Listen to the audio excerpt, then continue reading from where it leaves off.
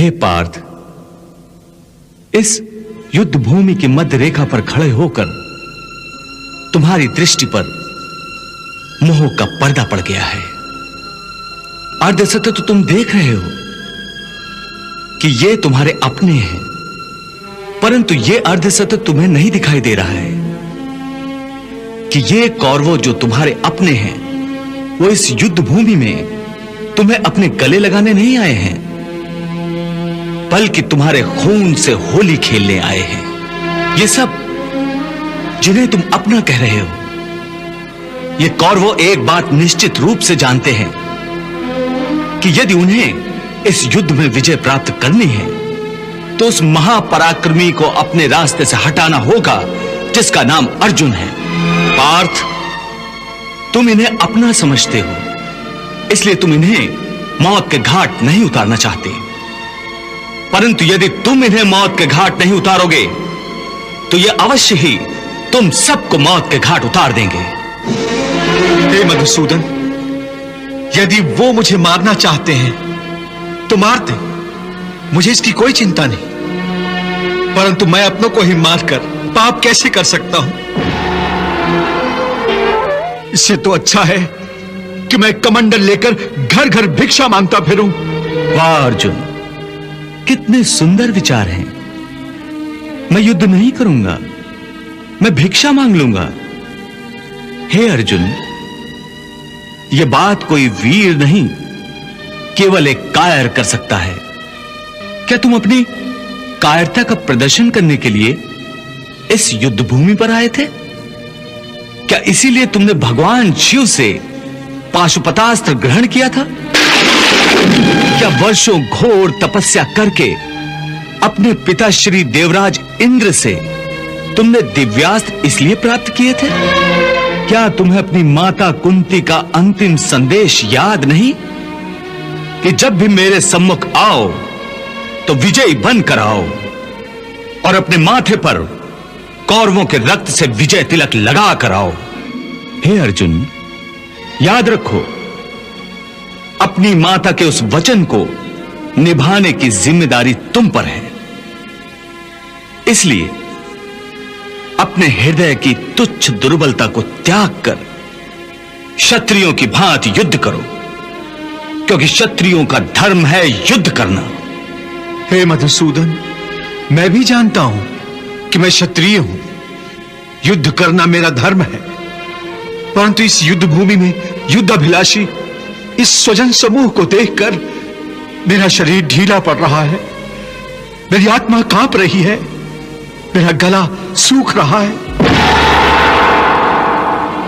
परस्पर विरोधी विचारों के आक्रमण से मेरी मति भ्रमित हो गई है। इस दुविधा के कारण मुझे मेरा मार्ग स्पष्ट दिखाई नहीं दे रहा है। हे कृष्ण, तुम मेरे गुरु हो, भगवान हो, मैं तुम्हारी शरण में आया हूं। अब तुम ही मेरा मार्गदर्शन करो, मुझे रास्ता बताओ, क्या उचित है और क्या अनुचित।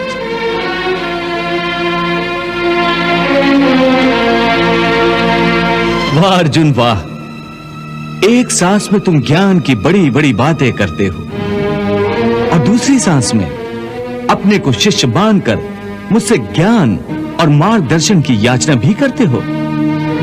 हे पार्थ, तुम्हारा ज्ञान अधूरा है और अधूरा ज्ञान दो धारी तलवार की भांति होता है, जो अधूरे ज्ञान देने वाले और लेने वाले दोनों को काटती है। इसलिए सबसे पहले तुम्हें इस घातक तलवार को छोड़ना होगा, ना कि अपने गांडीव को। परंतु तुम तो उल्टा ही काम कर रहे हो। तुम्हारे हाथ में अधूरे ज्ञान की तलवार है और तुमने अपना गांडीव नीचे छोड़ दिया है। हे केशव, मैं क्या करूं? मेरा मन और मस्तिष्क उस धर्म कांटे की भांति डोल रहा है, जिसके दोनों पलड़ों में बराबर बराबर मात्रा में ज्ञान और अज्ञान दोनों रखा हुआ है। इसी दोराहे पर खड़ा हुआ मैं आपकी शरण में आया हूं। मुझे एक गुरु की भांति रास्ता दिखाओ माधव, रास्ता दिखाओ। हे अर्जुन, तुम इस समय ना केवल इस युद्ध भूमि की मध्य रेखा पर खड़े हो, बल्कि तुम्हारी बुद्धि भी जीवन और मृत्यु की मध्य रेखा पर अटकी हुई है।